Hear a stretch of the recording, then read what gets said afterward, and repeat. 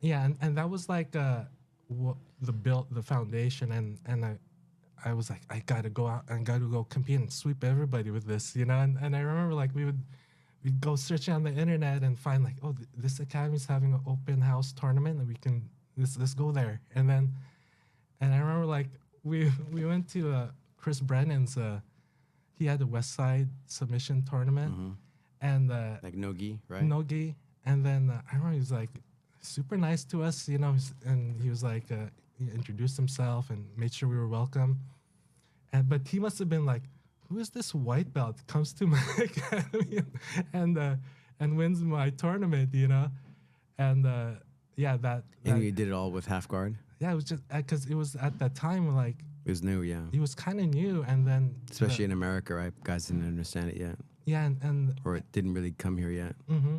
And if someone's aggressive half guard, you got to be pretty technical about especially with nogi, and so I was already like kind of hooked, you know, and then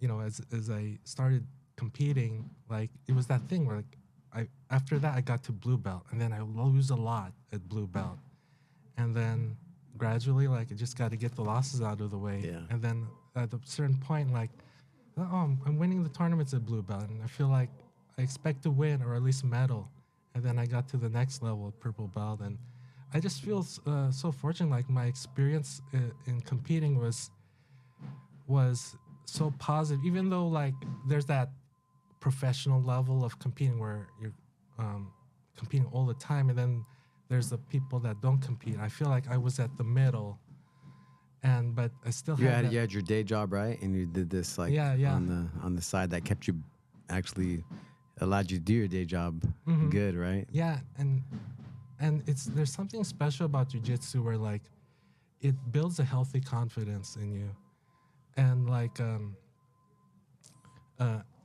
I remember you know when Jerson would tell the guys like take it easy on Sam, he doesn't know anything, and then I remember one time there was a new guy and Jerson said to me, hey, take it easy on this guy doesn't know anything, and I remember like, wait, he said that to me.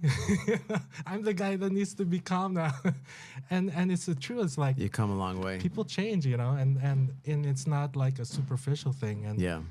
and you know it's something about you know if there's a difference if someone says like, oh, you can do it, but then there's a difference if you can prove it to yourself, Yeah. and that's something jiu-jitsu allows. And just the thing about being having healthy mindset when it comes to competition, like I remember my friend and we were white belts. We had started training at about the same time, and we were rolling after class ended. We were rolling, and we were going pretty hard, you know. And then our heads clashed, and I was bleeding all over. And the young Brazilian guys were all surrounded us, and I remember they were saying like, if you tap because you're tired, it means you're a wimp, you know. But they didn't say wimp.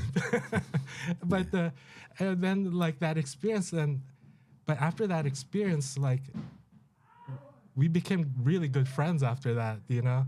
And you know, just like if you had that experience, Like the bond, right? The bonding, like the training, the hard training, the iron sharpens iron, right? Makes you you connect, right? You have like a strong fight, strong training. And if you good test training your partners. wills against someone in the workplace, you've made an enemy for life, you know. But in jiu-jitsu, it's like you process it differently. And like I remember we be rolling. I'm pretty sure you had this experience where like you're training, you have your training partners that you're really close to, and you're training hard, and then you get a sweep, and then I would turn to see if Jerson. We would both turn to see if Jerson saw that sweep, and then I remember Jerson like saw it, and then he called us out like, guys, what the hell? Stop looking at me. I know what you're doing. And then you know that You also see the guys like even my friends, you know, they train and they do like a nice move and they look to see if I'm like, that pass or that sweep, Yeah, you know. yeah. You see that? Yeah, no was easy. And then like you realize like when you start going to the tournaments, and I realized like I saw I had a nice moment yesterday with Sevon because he did some nice moves. My son, he did like a nice crazy half guard sweep. I'm like, damn, And then he looked up at me. but like that competitiveness. But when you go to the tournament with your friends, and then like my teammates competing, and their matches going, your butterflies start happening. Yeah. And I realized like, oh man, the nerves. Like it's their match, but I'm the one that's wants them to win so bad. And I realized like that's I grew in my character because of that, because like I genuinely cared about someone else being successful, And I think that's something you can't learn in a classroom. And like, there's so many people get into work leadership positions, but if they don't have that trait, like they really shouldn't be leaders, And I feel like that's something I appreciate. Big. Yeah, that's big. Yeah. Tapping into something, right? Wanting other people to succeed. Mm-hmm. Yeah, that's real. That's real. Yeah, and that's real character training, right? Mm-hmm. And that Jiu-Jitsu gives you. And it's for real. It's like, people think like, oh, I care about other people, but like Jiu-Jitsu, it allows you to train it for real,